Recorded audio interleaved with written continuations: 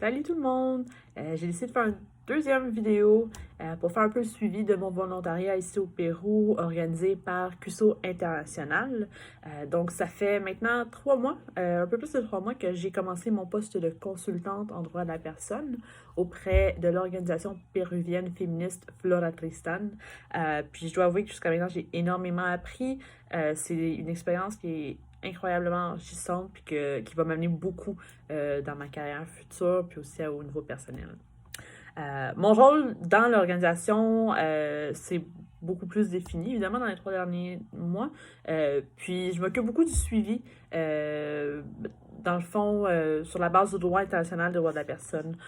Donc, j'évalue, par exemple, le bilan du Pérou en matière des droits des femmes par rapport aux standards internationaux. Donc, ça peut être au niveau des comités des Nations Unies, comme le comité pour l'élimination de la discrimination à l'égard des femmes, mais également au niveau du système interaméricain des droits de la personne qui possède notamment un système de plainte individuelle. Donc finalement, mon travail vient un peu en appui au travail qui se fait au niveau local, au niveau national, puis ça permet d'amener une conscientisation sur les enjeux en lien avec les droits des femmes au Pérou, au niveau international. Évidemment, la pandémie a un gros impact sur le travail de l'organisation, puis aussi sur le volontariat, sur l'idée de volontariat. Donc, j'ai pas encore eu l'occasion de rencontrer en personne les membres de mon équipe, évidemment, parce que mon travail se fait de forme virtuelle, donc en non présentiel.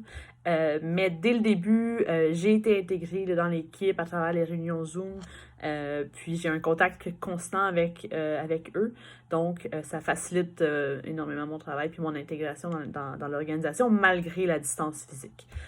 Puis ensuite, au niveau de l'organisation, du travail de l'organisation, c'est sûr que la pandémie a un impact sur l'accès aux services puis l'accès aux personnes qui sont desservies par le travail de l'organisation.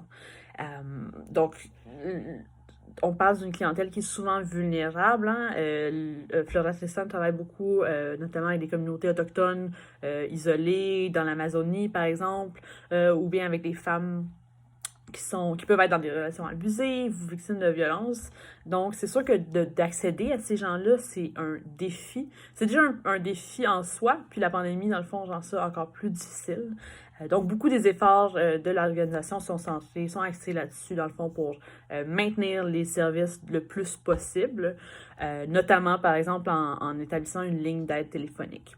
Puis, CUSO International aide beaucoup les organisations aussi locales, ces organisations partenaires locales, à pallier, dans le fond, les effets de la pandémie. Ce que je trouve important, dans le fond, c'est que CUSO et ses organisations partenaires n'ont pas baissé la garde, puis ils continuent d'œuvrer des pieds et des mains pour combattre la pauvreté et les inégalités sociales qui sont exacerbées, évidemment, par la pandémie.